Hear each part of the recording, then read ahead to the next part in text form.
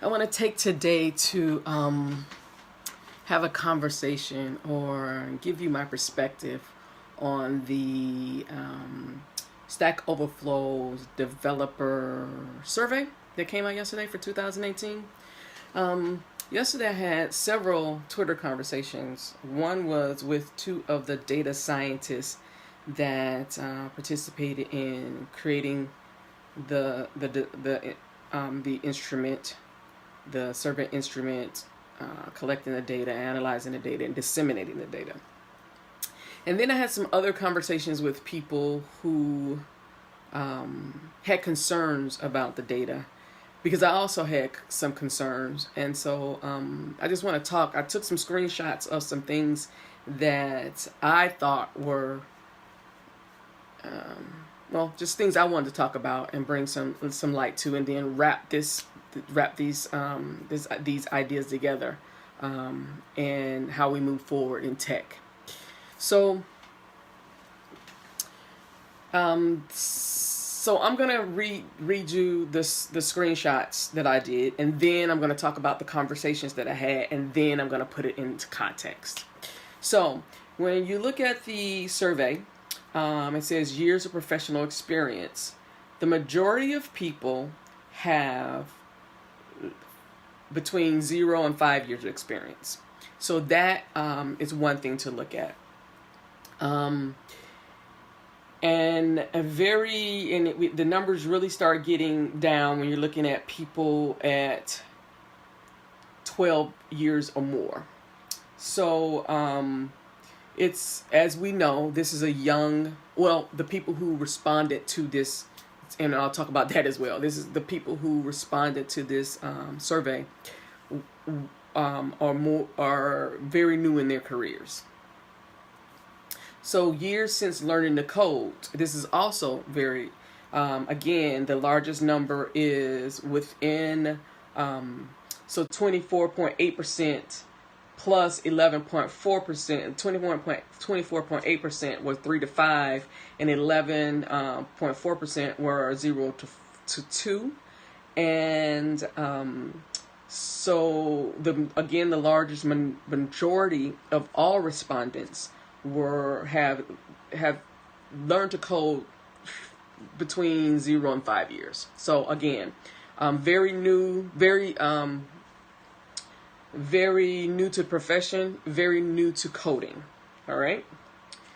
And then we look at other types of education, because I didn't want to look at the CS degrees and all that. So other types of education, the vast majority of both all respondents and professional developments, 86.7%, taught themselves a new language, framework, or tool without any formal course.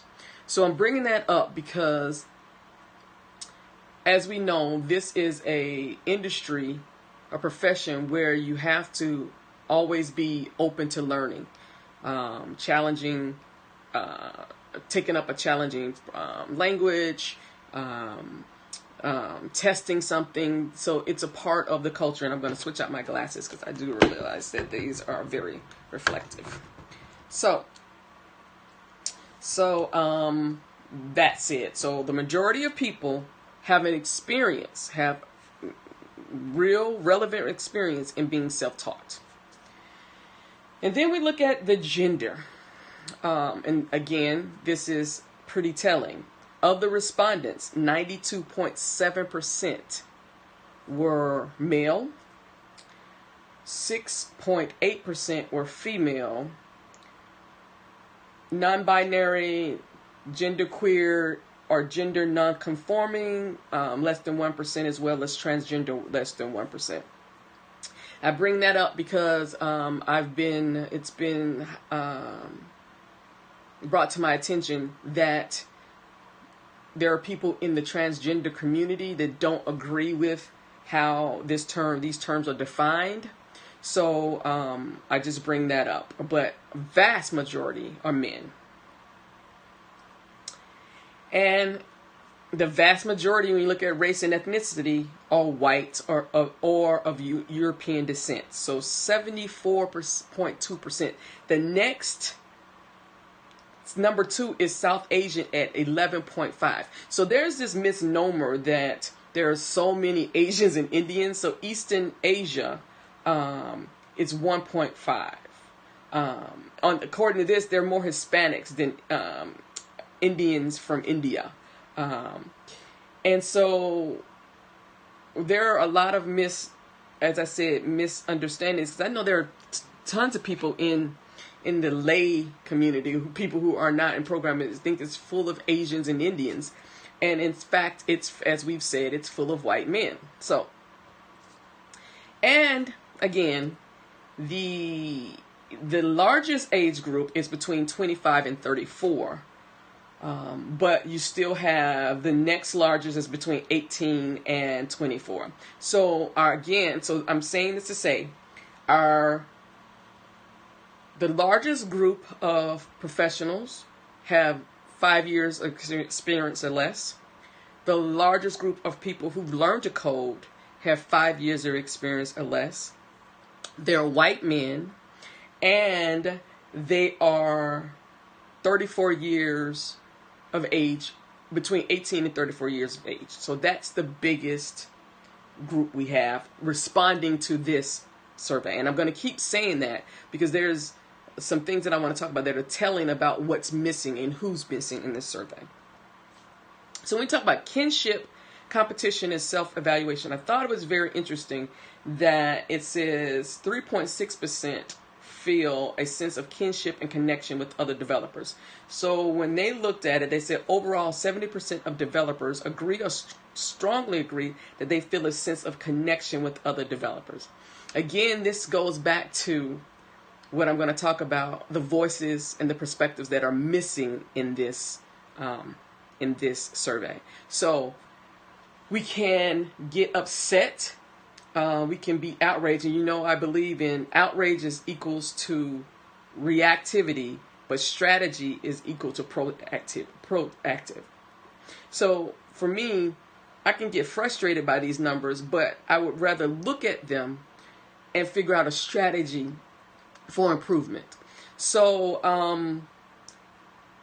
70% of the mostly white males say they feel strong or agree or strongly disagree of sense of kinship, a connection. And I'm going to leave that there because it's going to bring up some other stuff. The things that they are excited about in AI or dangerous, they feel are dangerous, is, and it's kind of close, but one of the questions were algorithms making important decisions. And this is going to tie it back in, get into when I start looking at when we talk about ethics. So 28.6% of respondents were concerned about algorithms making important decisions. Okay. And then we look at who is the primary responsibility for considering the ramifications of AI. And 47.8% of respondents say developers are the people creating the AI.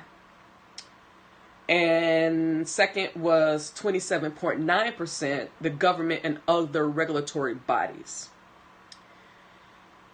And actually, some people said for nobody was 7.7%. So there were respondents who thought no one was responsible for the considerations of the ramifications of AI. And then the next question that I thought was interesting was, what would developers do if asked to write code for an unethical purpose? Okay, so now we're getting into ethics. And 58.5% said they would not.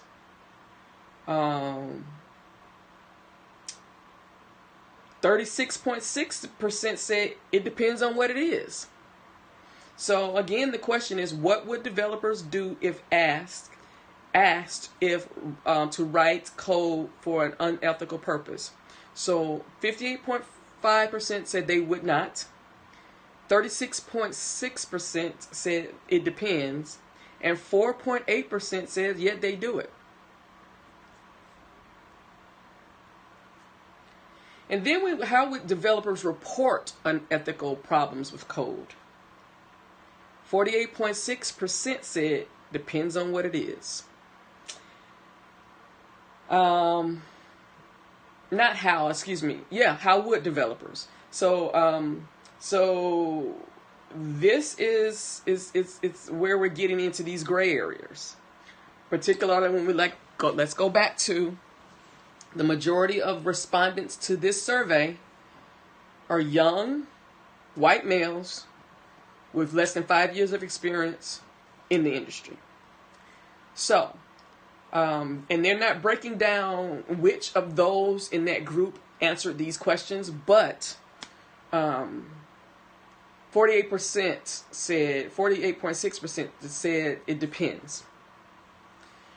Who is ultimately most responsible for code that accomplishes something unethical? 57.5% said upper management at the company or organization. 22.8% said the person who came up with the idea.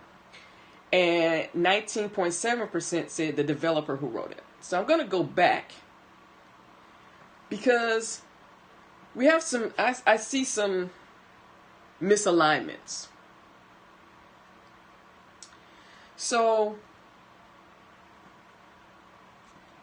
the majority say they would not participate in writing unethical code.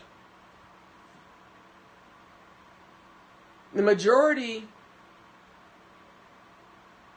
would say it depends on if they were reported.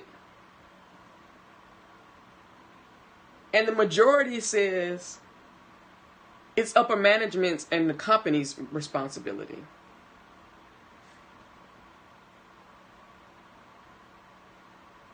At what point does the work you do reflect your values and your core values? Your core values and your sense of, and this is not even about, again, politics and morals. This is about your work. So your won't do, again, majority won't create, but then 36.6% said it depends. And this is where it kind of gets gray for me, and this is where I start asking questions. So 36.6% said it depends if they write the code. 46.6% said it depends on if they report it, but 57.5% say it's the responsibility of somebody else. So I'm going to leave that there. Do developers have an obligation to consider the ethical implications of their code? Now, this again, 79.6% said yes. So to me, there's some disconnect in where people find what they're responsible for. And this is another reason why I have a challenge with code of conducts, because how people define certain terms, it's hard to hold people accountable. So this right here is an example of that for me. It's an example of when the question is, how responsible are you personally for doing something? People will say no, but then they would say it depends, or if it happens, it's someone else's responsibility. Those are the things that are challenging us now and in the future with programming and development. So now we want to look at how developers assess potential jobs. And this is where a lot of the claims of bullshit and stuff were coming out, and the challenges to this survey were coming out, was because, again, let's look at the demographics. Majority white male, majority 18 to 34 years old, majority with less than 5 years of experience, and only being in the industry, only learning to code 5 years less. So, because this is a young demographic, compensation and benefits are their number one priority, their highest priority. Second to at 18.3%, and second to that is the framework, the language they'll be working with at 17.3%. 1.6% care about diversity of the company or the organization as they're assessing potential jobs. But when you look at the other demographic of people who filled out this survey, when you look at the low numbers of women who filled out, transgender and non-binary, I think that was another group, all three of those groups placed diversity of the organization and company as number one. All three of those groups. So again, there's a misalignment. There's a majority of individuals who are the majority in the tech space when it comes to development, and well, in the tech space period, who don't even consider the diversity of the organization or company.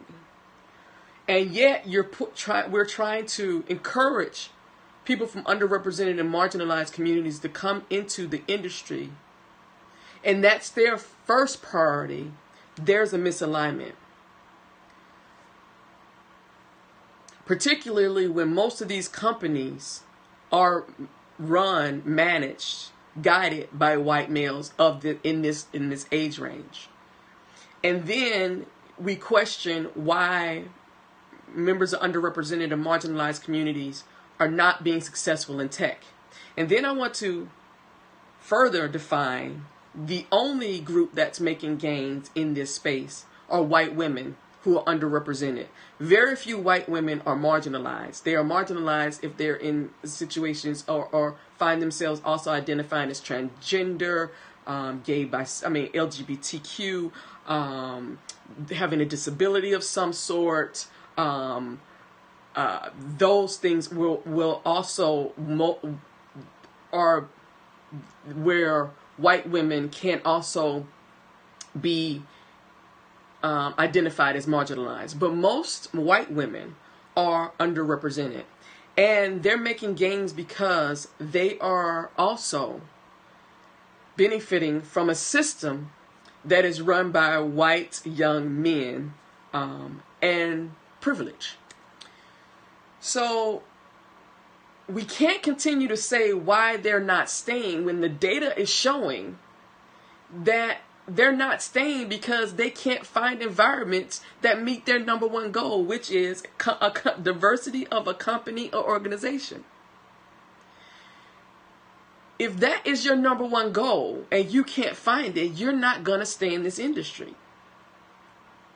Which means we're losing out on a diversity of perspectives, values, and views. And again, I say this. Although this survey is accurate based on the respondents, young white men cannot create global products and create products and services for a global market. They can't. They don't have that perspective. And it shows in this survey that they don't have that perspective because they don't value the one thing that the people who they need to have in their organizations to bring this perspective value. That's a problem.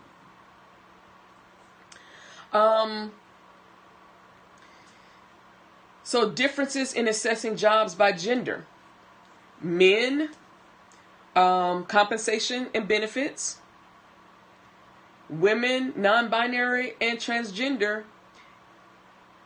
Again, it's about diversity of company and organization. And either in second, third, or fourth place is compensation. What developers value is in compensation and benefits. Again, you have to look at this group and their 70.2% is salary and bonuses. Their least interest or value is child care benefits. Coming a distant second is healthcare insurance.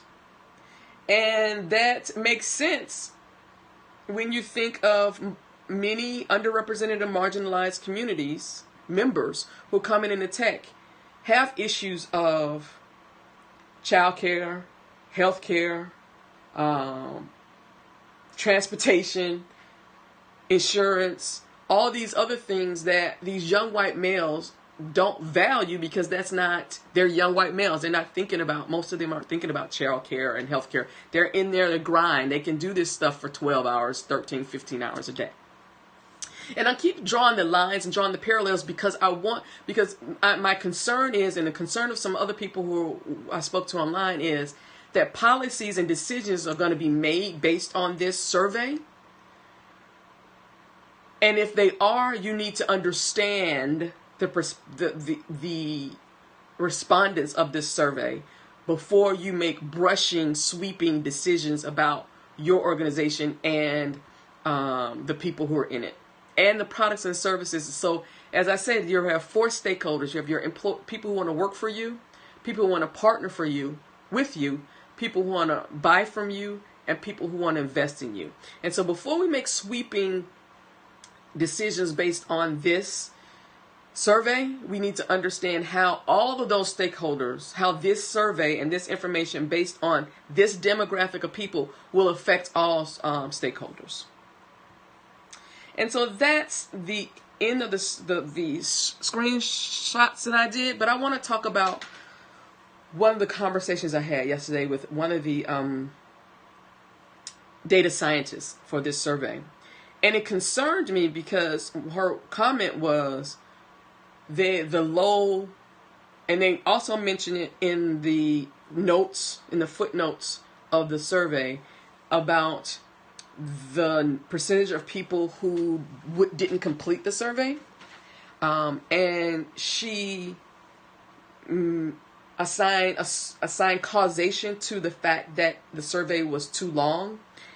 And I challenge that because when I look at this survey, the length of it could be causation. I mean, of people not completing it. But when I look at the lack of diversity of perspectives, of experiences of the people who completed this survey, I would be challenged to say that there's something else. I would not put that as my first. That's an easy, because she also sent me to data research that she used to make that decision, and that could be it. But until you look at other factors, let me go back. The fact that 92%, almost 93% of who filled out this survey were male, and roughly 7, 8, 9, less than 10% were what they consider female, non-binary, and transgender. And also that 74% were white males. White or European descent. I would not assign the length of a survey to the fact that people from underrepresented, and again, they don't break out underrepresented and marginalized as I do. Underrepresented, again, is about numbers, and marginalized is about treatment. So I challenge that too, because I need to see how many white females completed versus everybody else. But certain factors, the reason that concerns me is there's already very negative stereotypes about people from underrepresented and marginalized communities, particularly people of color. So that statement can be used by others as, see, they're lazy. See, they won't even fill out a survey. See, this, that, and other. Why should I be spending my energy resources on them when they can't even fill out a survey? Or are they even capable of filling out a survey? Those are the things that I challenged her in being mindful about when making statements like that, because there could be other reasons. The questions might not be relevant for people of color or people from marginalized communities. And I'm going to not talk about underrepresented here. The fact that one of the other data scientists on the team told me that they reached out to 70 underrepresented groups globally. Hell, Atlanta has more than 70 underrepresented or marginalized groups here. So if you reached out to only 70 groups, and then when I look at where they got most of their respondents is people who are in the Slack environment or ecosystem, you haven't done your work. You haven't done your homework. And this is where I challenge people. Let's stop looking for simple solutions to complex problems. This survey, they've received these survey results year after year after year. At some point, someone on the team should say, you know what? Let's start reaching out to these communities and build a relationship now, so that when this survey comes up again next year, they know about us. They're already, these individuals who we're seeking to include are part of our community. They feel safe and welcome in the community. They know who the hell we are. Don't wait till survey time come or right before and start doing ads. Ads where? Are you putting ads where these members of these marginalized groups will view them? There are a lot of questions about this survey and its validity when it comes to people in this community making decisions based on it. Now, you can use the data as is, just as a reporting tool. I have no problem with that. What I have a problem with are people who will use this as justification for the decisions they're making to further exclude people, to further justify unethical behavior, to further justify not taking responsibility for unethical behavior. That's what I have a problem with. That's where I draw the line and say this survey is not meant for that. So if you want to know what the Stack Overflow community looks like, this is what this survey is for. If you want to know what the global developer community looks like, do not draw your conclusions from this document. Do not. There is a mismatch. So with that, this is one of my longest videos, but I really had to say that. I really wanted to break this down in my space, in my thinking, because what I don't want to see happen is people using this data to justify not doing the hard work that's required to improve our communities and organizations for all stakeholders. And those stakeholders, again, are people who work for you, people who partner with you, people who buy from you, and people who invest in you.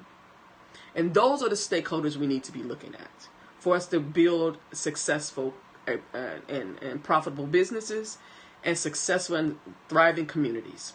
Thank you, and talk to you later. Goodbye.